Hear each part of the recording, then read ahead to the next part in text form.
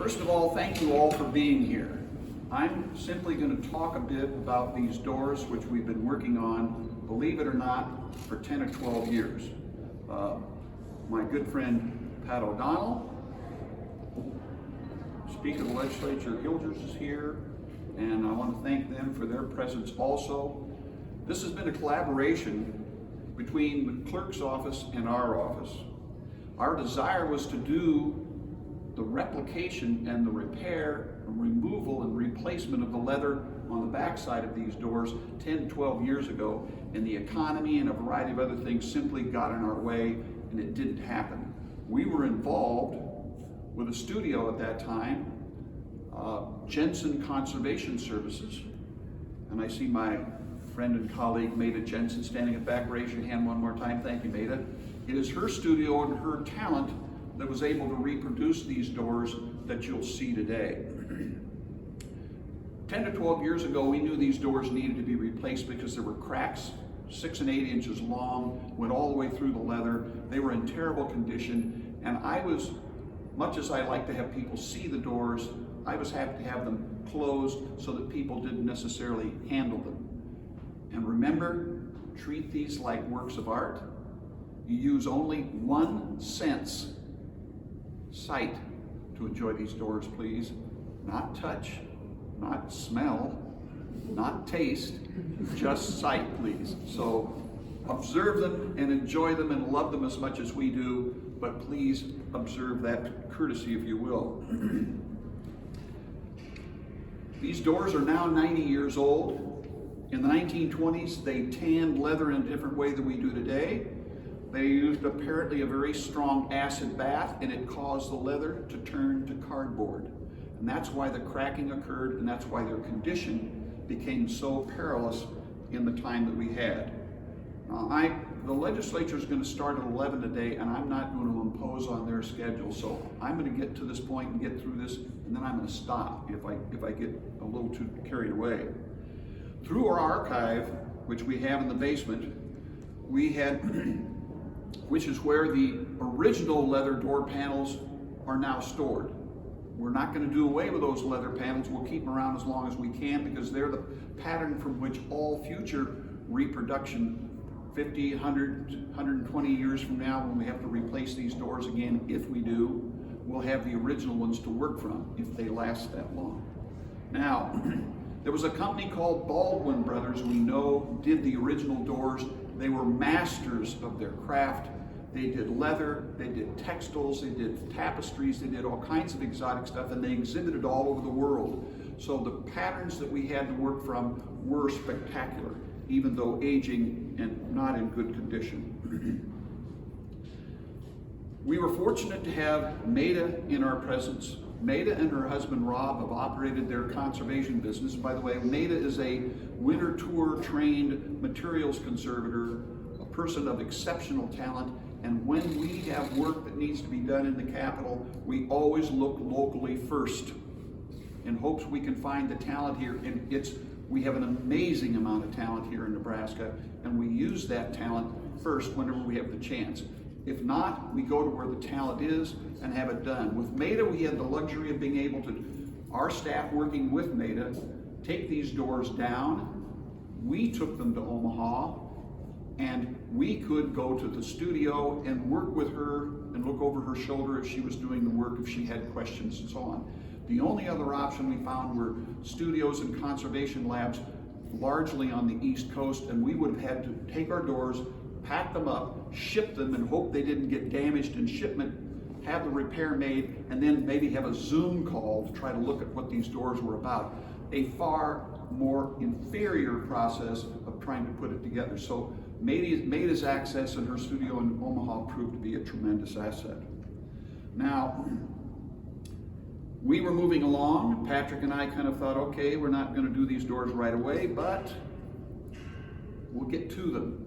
We had one bit of information come to us that kind of caused us to get off the dime and get moving again, because we talked to Maida 10 or 12 years earlier, and as time passes, so do people move on, and Maida decided she was going to retire. She let us know a year or two in advance. We thought we don't want to lose this local talent and the opportunity to do these doors.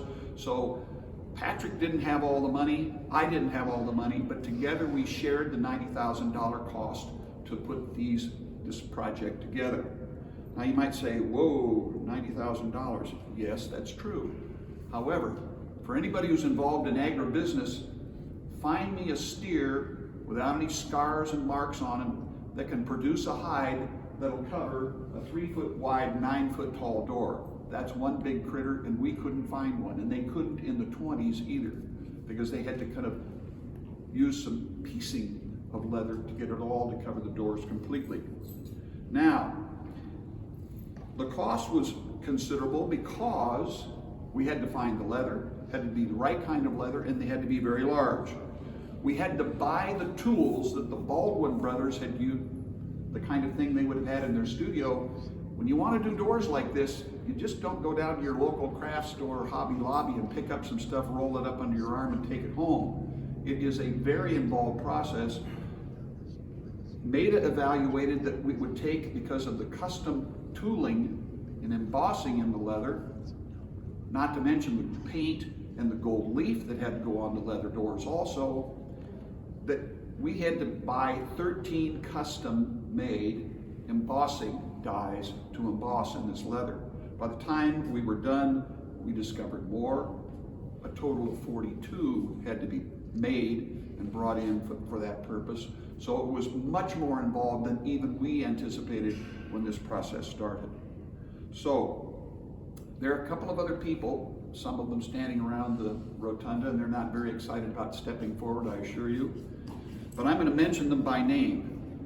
Maida and Rob's studio led the work, but our staff, in addition, was very engaged in this, as you would expect. Matt Hansen, our preservation architect back there from our office, was very engaged in this and doing coordination. Our capital manager, Brett Doherty. Brett, where'd you just, there he is. Brett, these guys are not, they won't step forward, so you have to look where they are, I guarantee you. Brett Doherty oversees all of our shops in the Capitol for our office. And by the way, for those who don't know me, I skipped one minor thing. My name's Bob Ripley. I'm Capitol Administrator, and I've had this job for 20 years or so. Actually been working at the Capitol for about 40. And so it's my pleasure to be able to tell you about what we do in a coordination sense today. Capitol cabinet maker Mike Marshall. Mike, raise your hand, please. I'm a little higher. Thank you. Mike was very engaged in this process, was involved in rebuilding the cores of these doors once the leather was taken off. I mean, these doors are literally rebuilt from the interior, which you cannot see, to the exterior face of these hides.